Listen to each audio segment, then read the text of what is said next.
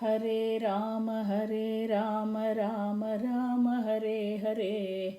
Hare Krishna, Krishna Krishna, Hare Hare. Hare Rama, Rama Rama, Hare Hare. Hare Krishna, Krishna Krishna, Hare Hare. Hare Rama, Rama Rama, Hare Hare. Hare Krishna, Krishna Krishna, Hare Hare. Chapter 2. Shri Sukha Uvacha.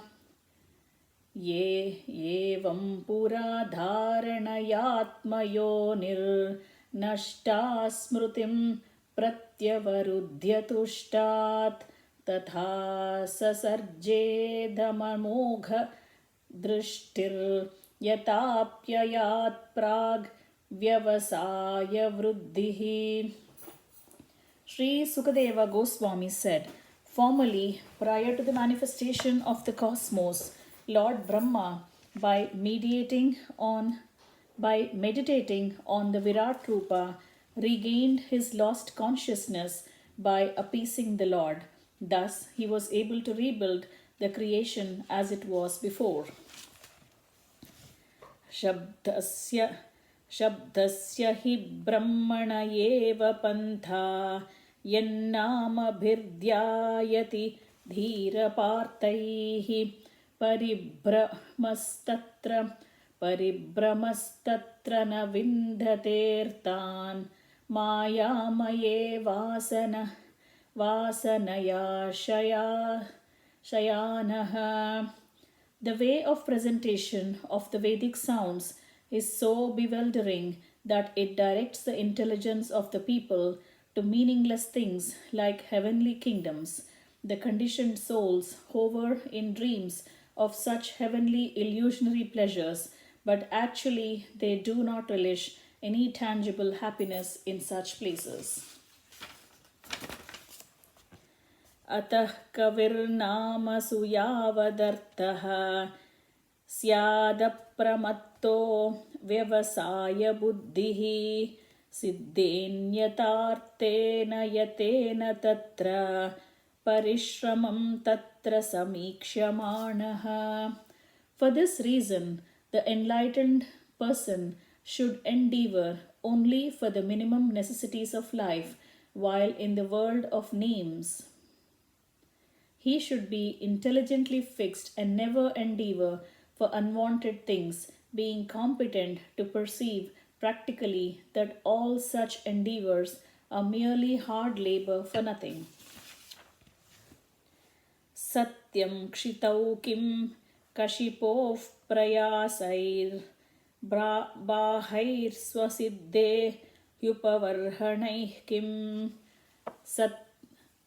Satyanjalau kim purudhanapatrya digvalkaladau sati kim dukulaihi. When there are ample earthly flats to lie on, what is the necessity for cots and beds? When one can use his arms, what is the necessity of a pillow? When one can use the palms of his hands, what is the necessity of varieties of utensils? When there is ample covering or skins of trees, what is the necessity of clothing? Chirani kim pati na santi dishanti bhiksham naivangi pa parabhrutah Saritopyashushyan Rudra Guha Kimajito Vyatinopasannan Kasmad Bhajanti Kavayo Dhanudharma Dhandhan. Are there no torn clothes lying on the common road? Do the trees which exist for maintaining others no longer give alms in charity? Do the rivers, being dried up, no longer supply water to thirsty? Are the caves of the mountains now closed? Or above all, does the Almighty Lord not protect the fully surrendered souls? Why then do the learned sages go to flatter those who are intoxicated by hard earned wealth? Yevam svachitte svata eva siddhi atma priyorto bhagavananantah tam nirvrito niyatarto bhajate samsara hetu paramascha yatra.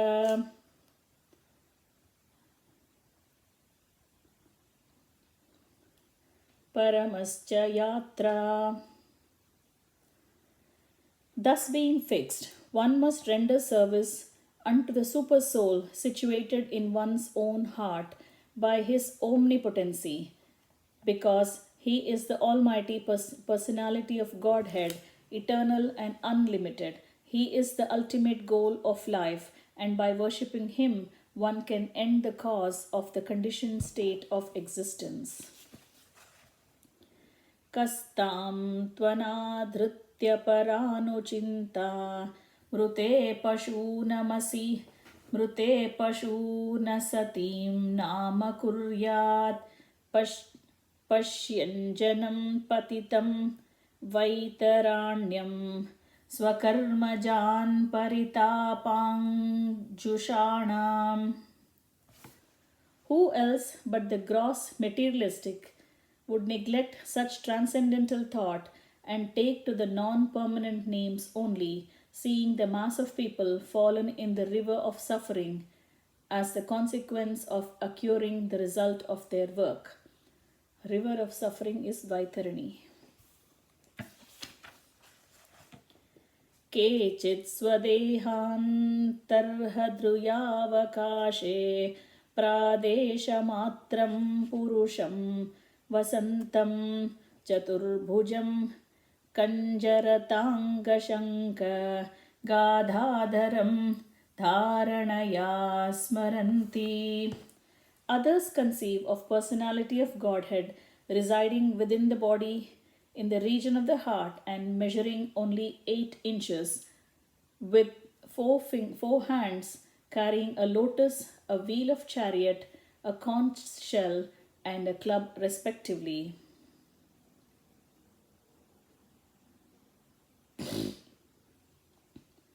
Prasannavatram nalinayate kshanam kadambakinjalka pishangavasasam.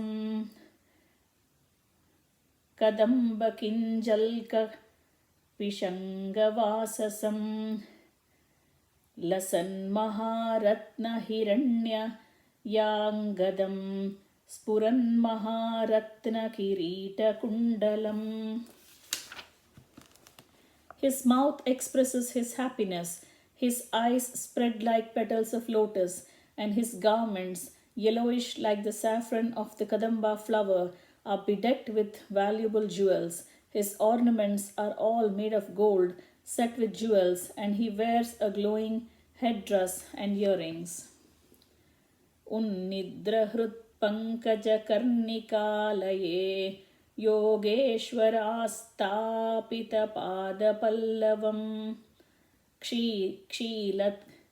Shrilakshanam kaustubaratna kandaram amlanalakshmya vanamalayachitam. His lotus feet are placed over the walls of the lotus-like hearts of the great mystics. On his chest is the Kaustuba jewel engraved with a beautiful calf, and there are other jewels on his shoulders. His complete torso is garlanded with fresh flowers. Vibhushitam mekalayanguliyakair mahadhanair nupura kankanadhibihi snigdamalankunchita neelakuntalair virochamana virochamananahasapeshalam.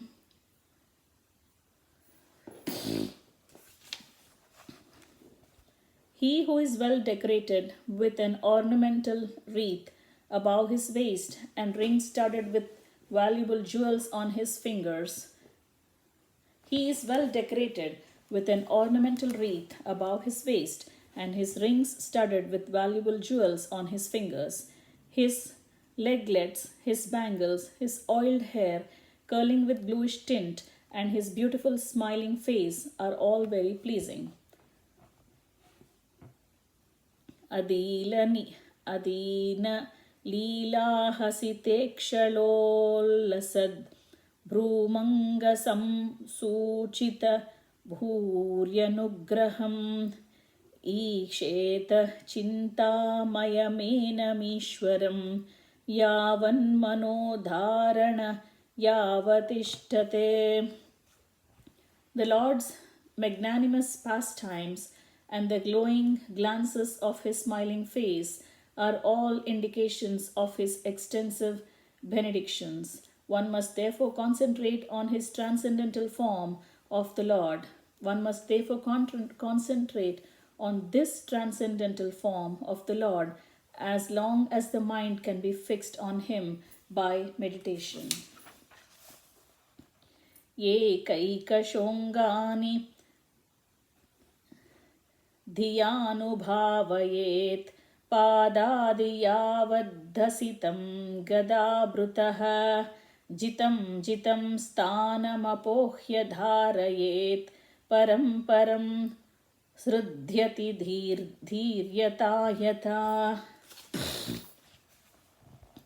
The process of meditation should begin from the lotus feet of the Lord and progress to his smiling face. The meditation should be concentrated upon the lotus feet, then the calves, then the thighs, and in this way higher and higher. The more the mind becomes fixed upon the different parts of the limbs, one after another, the more the intelligence becomes purified. Yavanna jayeta paravaresmin vishveshware drashtari bhakti yogaha तावत्स्तवीयः पुरुषस्य रूपं क्रियावसाने प्रयतस्मरेत. Unless the gross materialist develops a sense of loving service unto the Supreme Lord, the seer of both the transcendental and the material worlds, he should remember or meditate upon the universal form of the Lord at the end of his prescribed duties. Sthiram sukham chasanamastito yatir yadajiha surimamangalokam kale cha deshe cha mano na sanjayet pranan Niyachen manasajitasu. O king, whenever the yogi dresses to leave this planet of human beings, he should not be perplexed upon the proper time or place, but should comfortably sit without being disturbed, and regulating the life air should control the senses by mind. मनस्वबुद्ध्या मलया नियम्य क्षेत्रज्ञयेतां निनयेत् तमात्मनि आत्मानमात्मान्यवरुध्य धीरो लब्धोपशान्तिर्विरमेत कृत्यात्. Thereafter, the yogi should merge his mind by his unalloyed intelligence into the living entity and then merge the living entity into the super self. And by doing this, the fully satisfied living entity becomes situated in the supreme stage of satisfaction so that he ceases from all other activities. न यत्र कालो निमिषां परः प्रभुः कृतो नु देवा जगतां य ईशिरे. न यत्र सत्त्वं न रजस्तमश्च न वैविकारो न महान् प्रधानम्. In that transcendental state of labdhopashanti, there is no supremacy of the devastating time which controls even the celestial demigods who are empowered to rule over mundane creatures. And what to speak of the demigods themselves? Nor is there the mode of material goodness, nor passion, nor ignorance, nor even the false ego, nor the material causal ocean, nor the material nature. Param padam Vaishnavamamananti tad yanneti neti tyata dussisrukshavaha visrujya dauratmyanamanya sauhruda hrudopagrhyarha padam pade pade. The transcendentalists desire to avoid everything godless, for they know that the supreme situation in which everything is related with the supreme. The transcendentalists desire to avoid everything godless, for they know that supreme situation in which everything is related with the supreme Lord Vishnu. Okay, where is this? Where does the sentence break? The transcendentalists desire to avoid everything godless, for they know that the supreme situation in which everything is related with the supreme Lord Vishnu. Therefore, a pure devotee who is in absolute harmony with the Lord does not create perplexities but worships the lotus feet of the Lord at every moment, taking them into his heart. Ittam munis tu paramed vyavastito vijnana drugvirya surandhitashayah swaparshtinapidya gudam tato nilam staneshu shatsun namayen jitakalmalaha Itaklamaha Staneshu Shatasunamaye Jiklamaha. By the strength of the scientific knowledge, one should be well situated in absolute realization and thus be able to extinguish all material desires. One should then give up the material body by blocking the air hole through which the stool is evacuated with the heel of one's foot and by lifting the air from one place to another in the 6 primary places. Those are the chakras, Mooladhara, Swadhisthana and all that. Nabhyam stitam hridyadhiropyatasma dudhana gatyorasitam Nayen munihi tato nusandhaya dhiya manasvi swatalumulam shanakairnayeta. The meditative devotee should slowly push up the life air from the navel of the heart, from there to the chest, and from there to the root of the palate. He should search for the proper places with intelligence.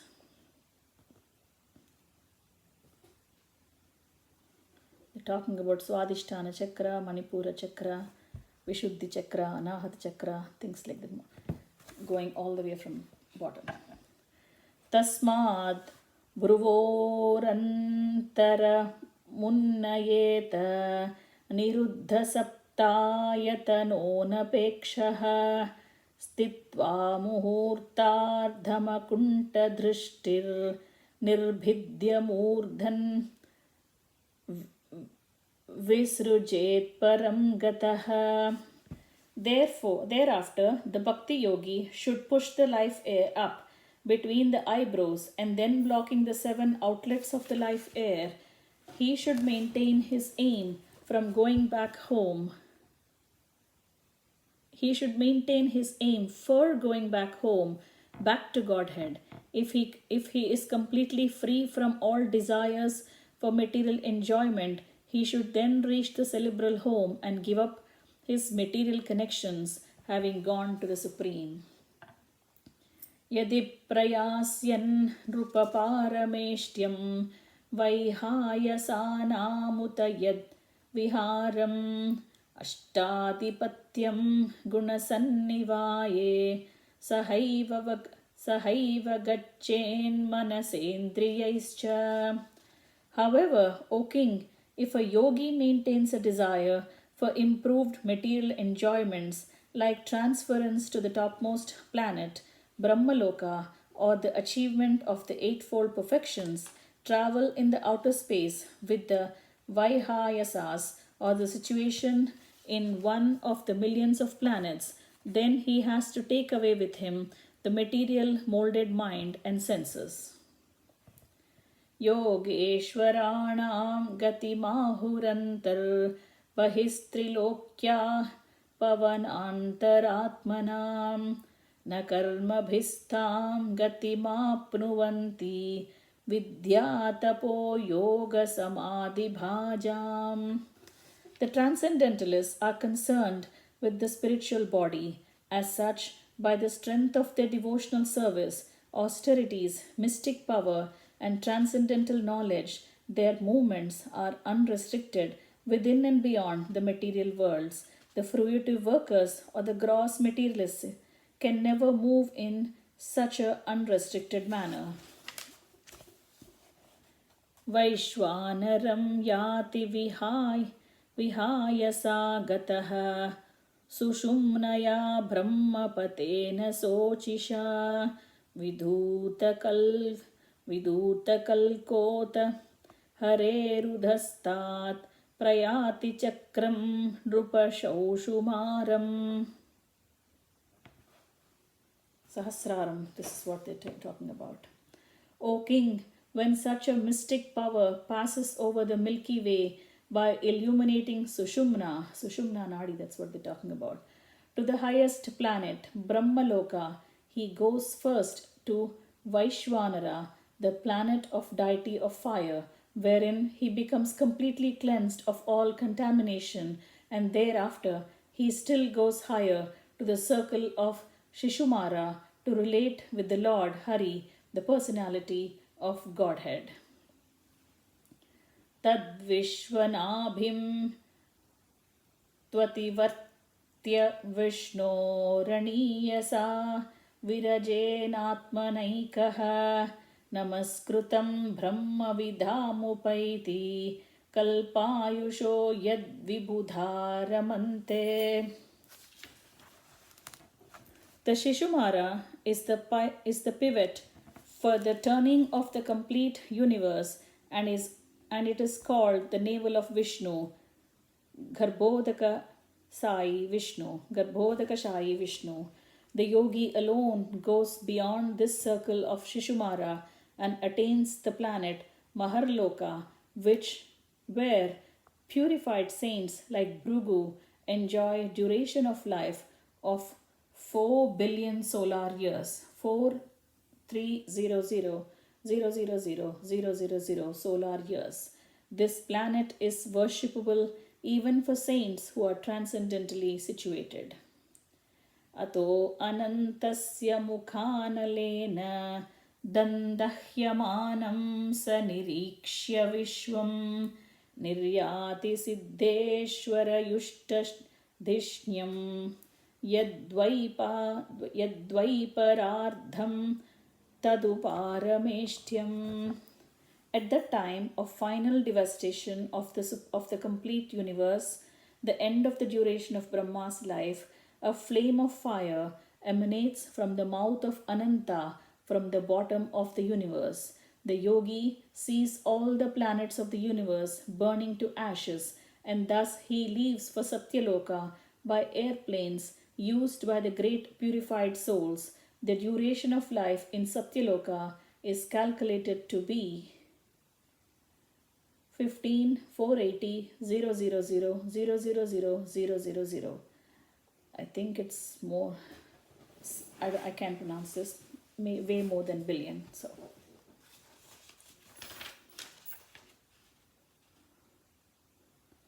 see if they gave anything here.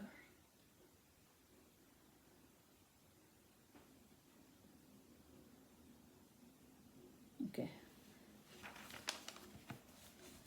न यत्र शोको न जरा न मृत्युर्नार्तिर्न चोद्वेगहृते कृतश्चित्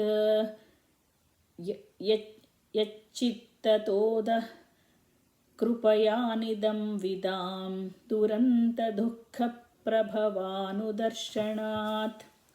In that planet of Satyaloka, there is neither bereavement, nor old age, nor death. There is no pain of any kind, and therefore there is no anxiety, save that sometimes, due to consciousness, there is a feeling of compassion for those unaware of the process of devotional service, who are subject to unsurpassable miseries in the material world. ततो विशेषं प्रतिपद्य निर्भयस्तेनात्मनापोनलमूर्तिरत्वरन् ज्योतिर्मयो वायुमुपेत्य काले वाय्वात्मनाखं बहदात्मलिङ्गम्.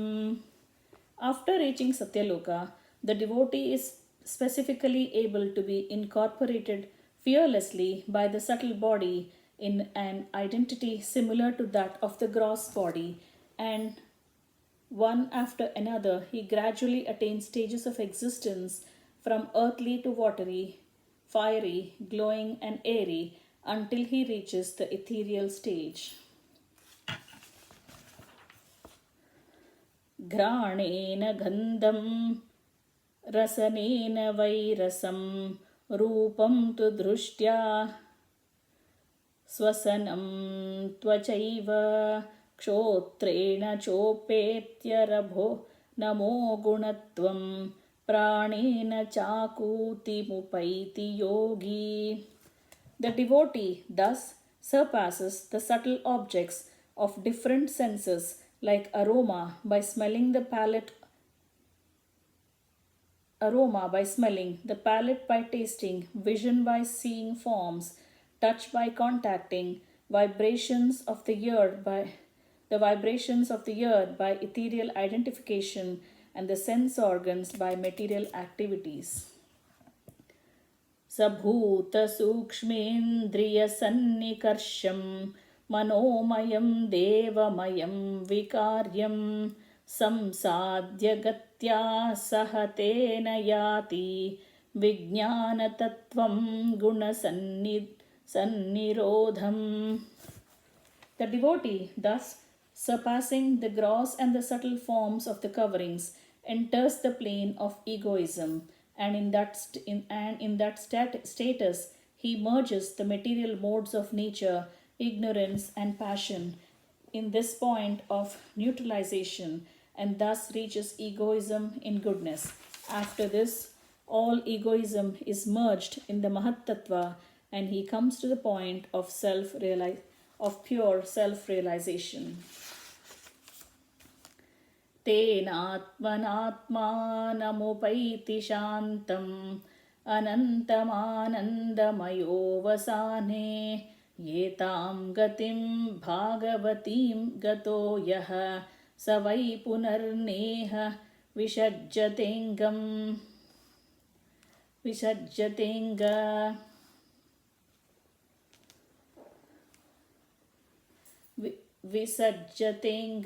Correct only. Only the purified soul can attain the perfection of association with the personality of Godhead in complete bliss and satisfaction in this constitutional state. Whoever is able to renovate such devotional perfection is never again attracted by this material world, and he never returns.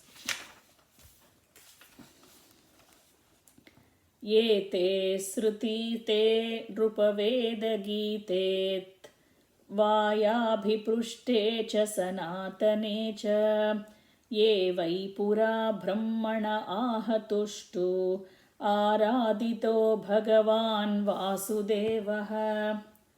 Your Majesty, Maharaja Parikshit, know that all that I have described in reply to your proper inquiry is just according to the version of the Vedas, and it is eternal truth. This was described personally by Lord Krishna unto Brahma, with whom the Lord was satisfied upon being properly worshipped. नह्यतोऽन्यः शिवः पन्था विशतः संसृता विह वासुदेवे भगवती भक्तियोगो यतो भवेत्. For those who are wandering in the material universe, there is no more auspicious means of deliverance than what is aimed at the direct devotional service of Lord Krishna. Bhagavan Brahma Vatsnerna Bhagavan Brahma Vatsnena Triranvikshya Manishaya Tadadyavasyat Kutastho Ratiratman Yato Bhavet. The great personality Brahma, with great attention and concentration of mind, studied the Vedas 3 times, and after scrutinizingly examining them, he ascertained that attraction for the Supreme Personality of Godhead, Sri Krishna, is the highest perfection of religion. Bhagavan Sarva Bhuteshu Lakshitaswatmana Harihi Drishyair Vrudyadibhirdrashta Lakshanairanumapakaihi. The personality of Godhead, Lord Sri Krishna, is in every living being along with the individual soul, and this fact is perceived and hypothesized in our acts of seeing and taking help from the intelligence. Tasmat sarvatmana rajan haris sarvatra sarvada kshotravyah kirtitavyascha smartavyo bhagavan runam. O King, it is therefore essential that every human being hear about, glorify, and remember the Supreme Lord, the personality of Godhead, always and everywhere. Pibanti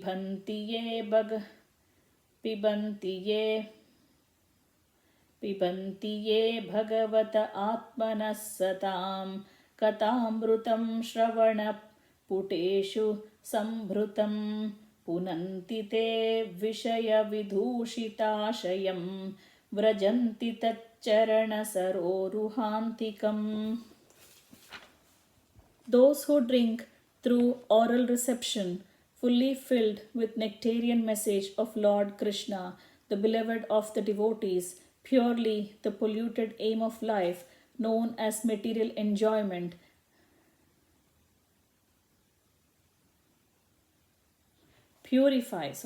Those who drink through oral reception, fully filled with the nectarian message of Lord Krishna, the beloved of the devotees, purify the polluted aim of life known as material enjoyment, and thus go back to Godhead, to the lotus feet of Him, the personality of Godhead. Thus ends the chapter entitled The Lord in the Heart.